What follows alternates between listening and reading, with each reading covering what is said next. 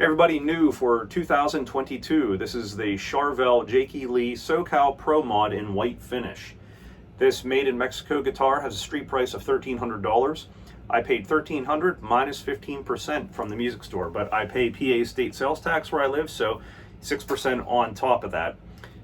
There is no hard shell case that comes with this, and there is no gig bag that comes with this. You can buy a hard shell case. The one I recommend that fits this perfectly is a SKB 66. I'll put a link to that in the description. If you buy this guitar new, I would suggest, if you're buying it sight unseen and you haven't got to see the nut in person, buy a Tusk 5000-00. That's another product I'll link in the description. I want you to know that I personally pay for all my stuff. If I am ever compensated by a company, I will disclose that. But as of now, I buy all my own stuff. So this was me purchasing the guitar, me purchasing and installing the nut, and my iPhone producing the videos here. Okay, so very quickly, I want to, because I don't want to rehash this in every video that I do, the quick history on the Jakey Lee model guitar is that Jake had a hardtail Fender Strat in a sunburst finish. His roommate worked for Charvel, and for Jake's birthday, he painted Jake's guitar white with a lavender hue. He chopped the big headstock down to a small headstock, and the headstock was painted and a Charvel logo was on it.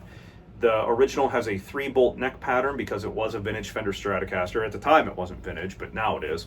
Okay, so the main differences between the USA Whitey and this Whitey are the bridge saddles are made of a different material. The body is a different color. This is an Arctic white with a little bit of a metallic look to it, whereas the USA is white with lavender. The body is alder, whereas the USA is ash. The neck is maple, same as USA, but there's no skunk stripe. 21 frets, but on this model they're jumbo. On the USA they're medium jumbo. Still with the neck, the truss rod adjustment is at the heel on this one, whereas it's a bullet on the headstock on the other one. Moving to the headstock, the difference is the string tree, the headstock is not painted, and the tuners on this are a Charvel logoed tuner. They look almost like the Gotos. I would not be surprised if they were a Goto style tuner. On the USA, they're Goto tuners. The nut on the Made in Mexico SoCal version is plastic. Not this one, this is Tusk. It's been replaced, but the original is plastic, whereas on the USA it's bone. Both of the guitars weighed in at 7 pounds. Depended on how I held it on the scale, they could be an ounce or so different, but I found that remarkable, being that this is older, whereas the USA is ash. They both have the swimming pool route for the pickups. I confirmed that by removing the pickguard, and that was the same on the first model that I saw. 5-way selector, single volume, Seymour Duncan JB, Dimarzio SDS. The 5-way selector works the way you think it would. Bottom's the bridge. Middle, the next position up is the bridge in the middle. Then we have the middle, then we have the middle on the neck, and then we have the neck pickup. That's it. That's pretty much the rundown. It's a 25.5-inch scale length. All the measurements, nut width, all that crap, that'll be in the description. So, whereas in the other videos, I did the unboxing, and then I compared this to the USA, and then I compared the first one I got to the USA. This one, we're just going to talk about this model here. We've hashed enough about the USA and the difference. So like I said, $1,300 is the street price. One viewer said that he got his on Reverb for $1,050, and then he had to pay shipping and tax. I'm betting that puts him around $1,150, $1,200. Like I said, I got 15% off of mine. I had to pay PA state sales tax. I think I'm in $1,171 if I'm doing the math correctly for just the guitar. The hard shell case, again, I'll link that in the description, is an SKB 66. It fits this guitar perfectly. Through Sweetwater, that's $188. Again, I do not receive any compensation from anybody for this. I buy all my own materials. I do the work myself. If there's any time that I'm compensated, I'll definitely disclose that. So the guitar itself, not looking at comparing it to another model of this guitar, what does this represent? This is a Jakey Lee style signature guitar. Now, Jake's a guitar player that you really don't get a lot of his model history. There's a Fernandez signature model out there, and I've never seen a photo of Jake playing that live. There are Jake ESP models. He has an ESP model with a Strat headstock, an ESP model without a Strat headstock that says ESP very large, and then he has a model that says Jakey Lee that's more prominent than the ESP logo. I have seen him play the Strat head version live, and I've seen it featured in his Badlands videos. Now, the Charvel is the more iconic one. If you look through the videos of Jake playing live, there's usually some sort of Charvel there. If you look at some of the live footage, he was using Charvel backup guitars. There's a very, very good video where he's with Tommy Aldridge, Ozzy, and he's playing Over the Mountain, and he's playing a single humbucker guitar. So his model varied throughout, but this is the style that Jake is known for. Now, if you look at the pickups, they are reverse slanted, so you get a little bit more of an attack out of the bass strings, and the treble strings, they remain fat, smooth, and I don't want to say this because it sounds wrong, but round sounding, even though they're all round strings. If you were to take the pickups and line them up, you would get a little bit more fatness out of the bass strings, and when you move up to the neck pickup and you're playing on the bass strings, it can get a little bit muddy if you were a little bit up here. So I think the slant actually helps it. Not to bring it up again, but one other quick difference is the pickups are a little bit closer to the bridge pickup on this model versus the USA. And that actually helps the bass strings out a little bit. I had to go back and forth to try and discern a tonality difference, and it's minute, but it's there. So if you're a Jake fan and you don't want to build a guitar yourself, you don't want to buy an all parts body or a Warmoth body and piece them together to make your own Jake, because essentially the signature on this is it's a 21 fret Strat with a hardtail bridge, and you put in the pickguard with the reverse pickups and a humbucker in the bridge with one volume and a 5-way selector. You could probably do it cheaper than $1,300, and you could get Walmart, wow, Walmart, that's where they bought the nut, was Walmart. You could get Warmoth parts or something along those lines, but it wouldn't be a real Charvel. And the problem is, when you go to sell something that you've put together, and I know that you shouldn't look at something, oh, what if I sell it? Am I going to make money or not? Some folks put that in their mind. When you sell a parts guitar, it's a parts guitar. It started as a parts guitar. It's always a parts guitar. When you buy a name brand guitar, it's always a name brand guitar, and it will always have some intrinsic value to a collector. So the neck on this is very smooth. If you go to the Charvel website, they state that it's a hand-rubbed urethane. Feels very, very smooth. It almost reminds me of how a Danish oil rub or a tongue oil feels once it's been smoothed over. Fretboard's rosewood. It's a good quality piece. All I've done to this guitar is I set it up to factory specs when I installed the new nut, and then I adjusted it to my taste. The fretboard edges are rounded beautifully. The frets are crowned well, they are seated well, and it's a professional job on this. I complained a lot about the nut because the nut is just atrocious on this price point, but if you had to pick a good nut and bad frets, or good frets and a bad nut, that's the option you take. But they feel good. They could have been polished a little bit more. You can see some of the marks, but you can easily take that out with a fret dress.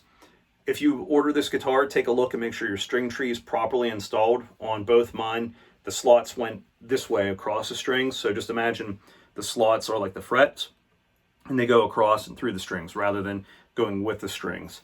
So that's it. No locking tuners, but I haven't had any real tuning issues. This is a new set of strings. If I hammer on them hard, even after stretching, you can get a little bit of tuning variation, but overall it stays in tune very well. It sounds good, and it's difficult to tell this apart from the USA listening to sound samples. If I were you purchasing this guitar, I would look at a couple deals out there. I would contact your local dealer. I would contact all your online places, your favorite places to go, see if there's any discount coupons available. I absolutely would not pay full retail without a case or a gig bag and a bad nut. At the very least, have them put a new nut in for you. That's my advice to you. Your mileage may vary, but putting a nut in, it's not a complicated guitar repair, but a lot of folks, the files are expensive, and you probably want to screw a few up somewhere else before you start on your own guitar. So let's get into a couple sound clips going through these positions here. What I've done in other videos when I've done sound clips, I have a DSL in the other room with an SD1, and it's about 10 feet away, pointing this way at a wall. So just bear in mind you're hearing iPhone audio. We'll start out at the bridge. We'll do just the simple chords that we always do, and then we'll do an E minor up and back, and then we'll go through the positions and do that. Bear in mind, I'm not running a noise gate. We have a monitor here, router, and a modem right there. So here we go, bridge position.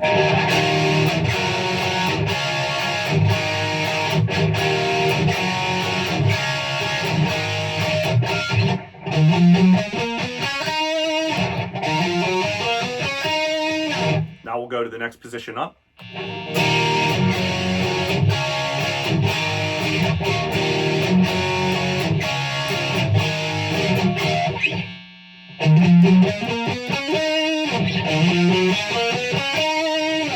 Let's go to the middle pickup only.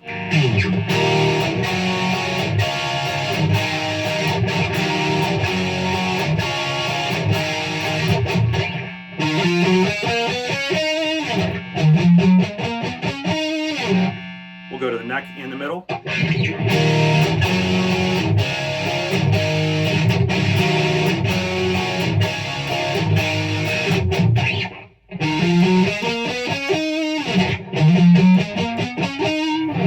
Now we'll go to the neck only.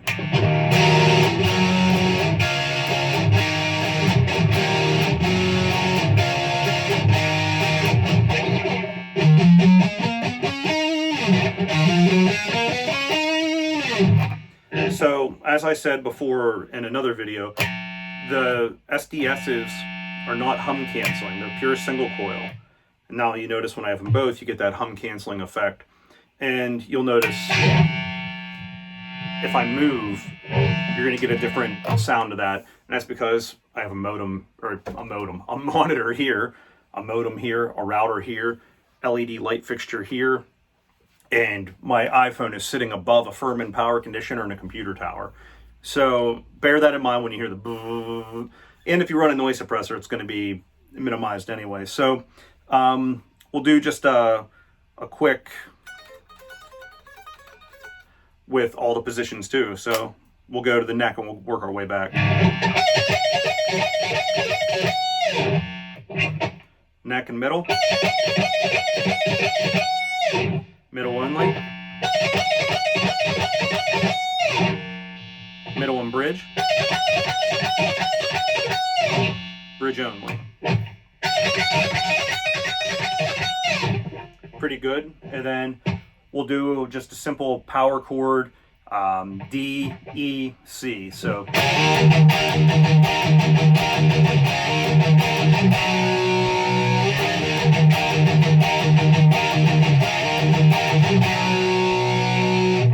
now middle and bridge.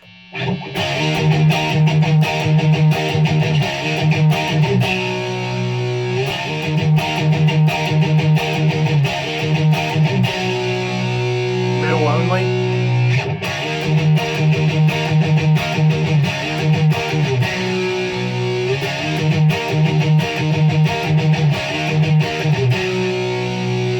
Middle and neck.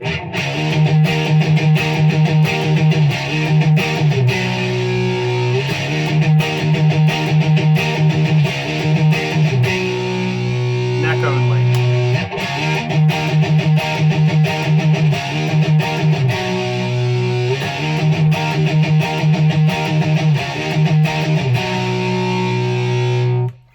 So a couple of the different sounds you get from that on a dirty channel here. We can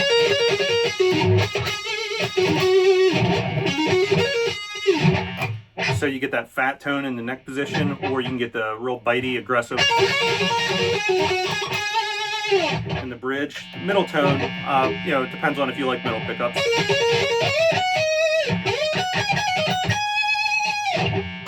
Back to that neck.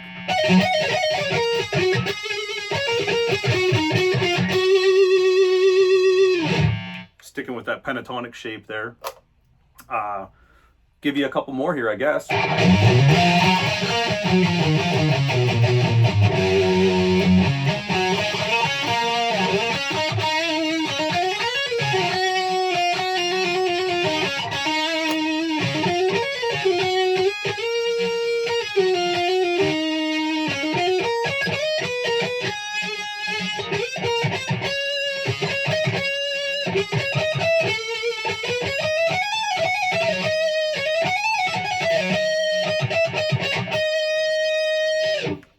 I like that neck pickup sound a lot doing that, the runs up and down like that, or the,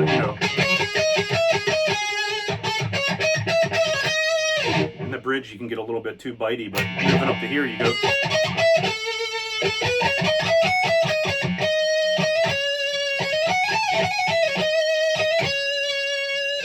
I like that a lot, so it sounds pretty good.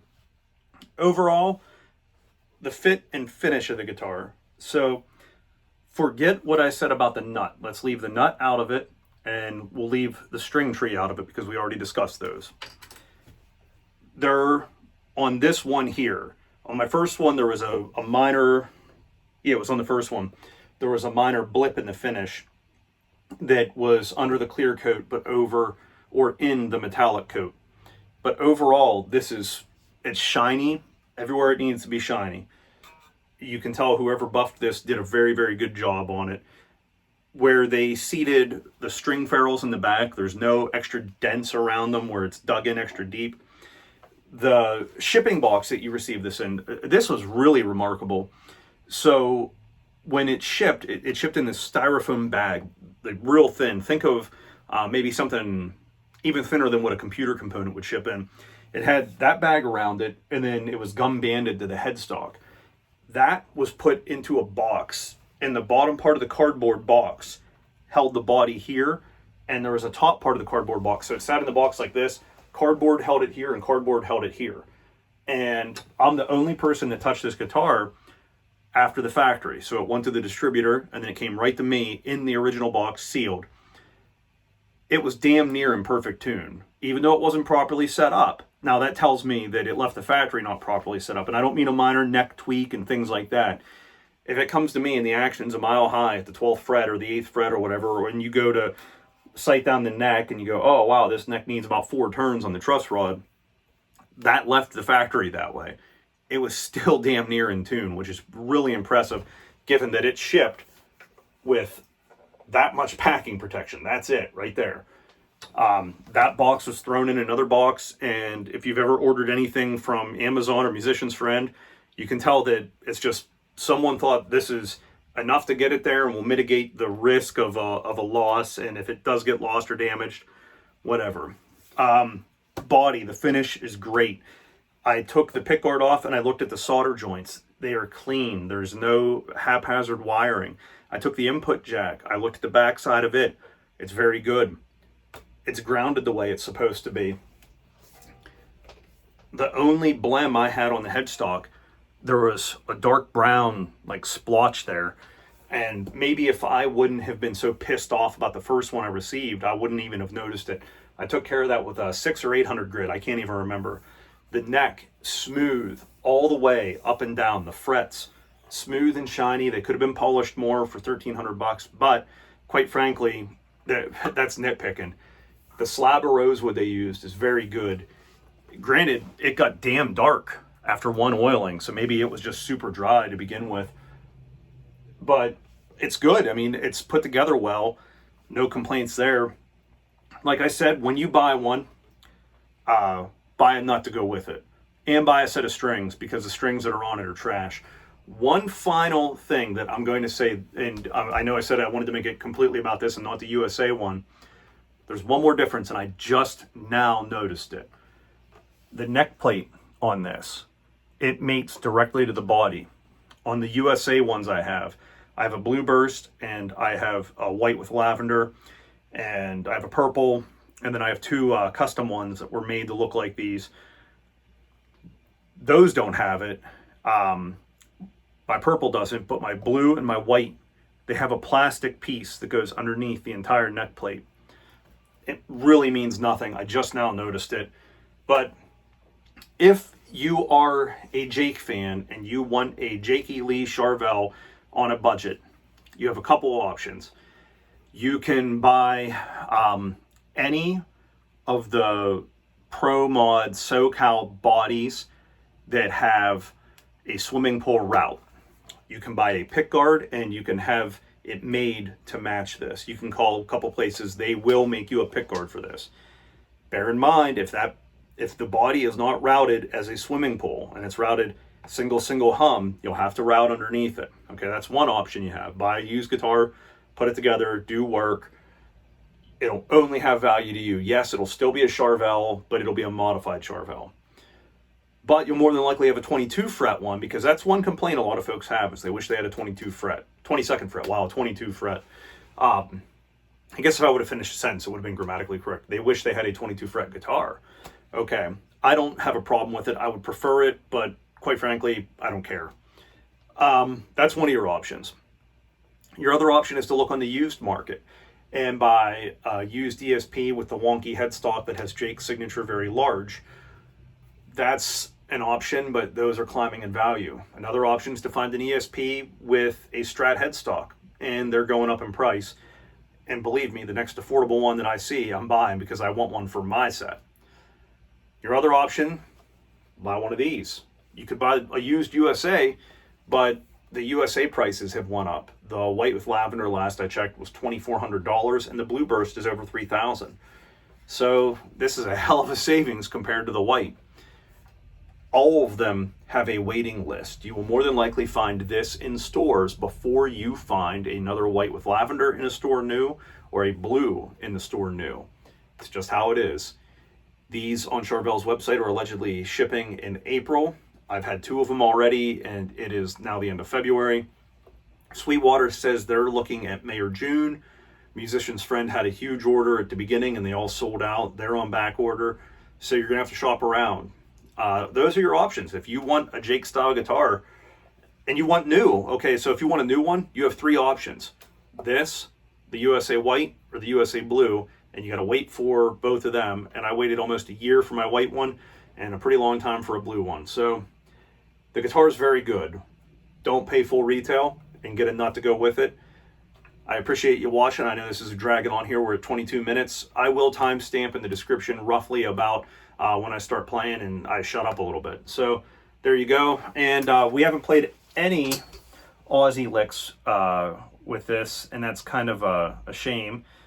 And every one that I've done before, we've done Bark at the Moon, and that's getting, I don't want to tire you guys out on that. So,